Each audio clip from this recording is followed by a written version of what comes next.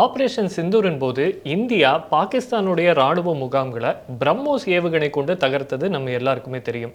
ஆனால் தற்போதைய லேட்டஸ்ட் அப்டேட்டாக என்ன செய்தி கிடைத்திருக்கிறது என்றால், இந்த பிரம்மோஸ் ஏவுகணையினுடைய உதிரி பாகங்களை பாகிஸ்தான் கிட்டிருந்து சீனா கேட்டிருப்பதாகவும், பிரம்மோஸ் ஏவுகணை தொடர்பான ஆய்வுகளை அந்த நாடு மேற்கொள்ள போவதாகவும் தகவல் வெளியாகியுள்ளது. இது தொடர்பாக கூடுதல் தகவல்களுடன் நம்முடைய டிஜிட்டல் பிரிவு தலைவர் வெங்கட் அவர்கள் நம்மோடு இணைந்திருக்கிறார்.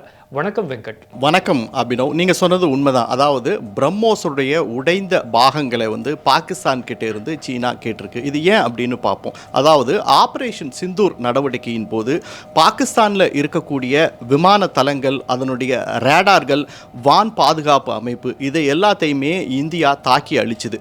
இதுக்காக இந்தியா பயன்படுத்தினது பார்த்தீங்கன்னா பிரெஞ்சு தயாரிப்பான ஸ்கால்ப் ஏவுகணை, அதை தவிர இந்திய தயாரிப்பான பிரம்மோஸ் ஏவுகணை. இதை கொண்டு தான் அதை தாக்கி அழிச்சாங்க. இந்தியாவினுடைய தாக்குதல்களை சமாளிப்பதற்காக பாகிஸ்தான் பண்ண அந்த கவுண்டர் அட்டாக் அப்படிங்கிறது பார்த்தீங்கன்னா சீன தயாரிப்பான HQ-9 வான் பாதுகாப்பு அமைப்பை தான் அவங்க பெரும்பாலுமே உபயோகித்தாங்க. அந்த HQ-9 வான் பாதுகாப்பு அமைப்பிலேயே இன்டகிரேட்டட் ரேடார் சிஸ்டம் இருக்குது. இந்த இன்டகிரேட்டட் ரேடார் சிஸ்டம் ஒரு ஏர்லி வார்னிங் ரேடார் சிஸ்டம். ஆனால் அதையுமே ஏமாற்றி இந்தியாவோட பிரம்மோஸ் ஏவுகணை பாகிஸ்தானுடைய இலக்குகளை கச்சிதமாக குறிவச்சு தாக்கி அழிச்சிருச்சு. இதனால பாகிஸ்தானுக்கு பெரிய அளவில் பாதிப்பு இருக்கோ இல்லையோ, சீனாவுடைய ஆயுத சந்தைக்கு பெரிய பாதிப்பு ஏற்பட்டுருச்சு.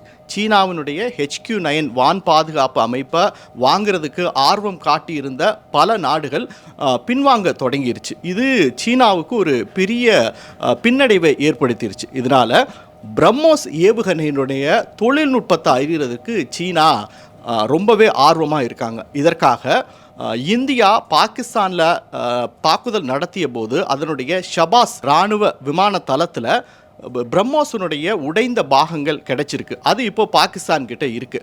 அதை தான் எங்ககிட்ட கொடுங்க அப்படின்னு சீனா கேட்டிருக்கு. ஏன்னா பொதுவாகவே நம்ம எல்லாருக்கும் தெரியும், சீனா இந்த ரிவர்ஸ் என்ஜினியரிங் தொழில்நுட்பத்தில் ரொம்ப கைதேர்ந்தவங்க. அதனால் இந்த உதிரி பாகத்தை வச்சு பிரம்மோஸில் என்ன தொழில்நுட்பத்தை இந்தியா பயன்படுத்தியிருக்கு அப்படின்னு அவங்களால தெரிஞ்சிக்க முடியும் அப்படின்னு சொல்லப்படுகிறது.